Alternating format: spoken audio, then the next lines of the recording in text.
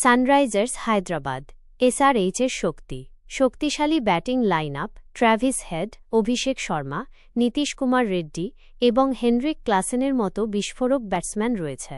পুনর্গঠিত bowling unit Pat Cummins, Mohammed Shami এবং হর্ষল প্যাটেলের মতো শক্তিশালী পেসার এবং রাহুল চাহার এবং অ্যাডাম জাম্পার মতো স্পিনার রয়েছে।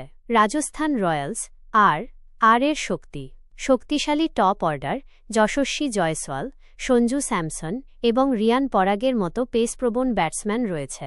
বোলিং আক্রমণ জোফরা আর্চার এর মতো অভিজ্ঞ বোলার এবং ওয়ানিন্দু হাসারাঙ্গা এবং মহেশ থিকসানার মতো স্পিনার রয়েছে।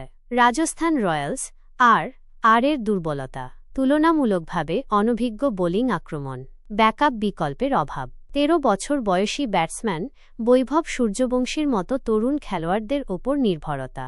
সম্ভাব্য ফলাফল 11-9 ব্যবধানে হেড টু হেড রেকর্ড এবং রান উৎসবের জন্য প্রস্তুত পিচের কারণে এই সংঘর্ষে স্বাগতিক দলের পক্ষেই সম্ভাবনা বেশি। এই ম্যাচটিতে ব্যাটিং এবং বোলিং উভয় বিভাগের মধ্যে তীব্র প্রতিদ্বন্দ্বিতা হতে পারে।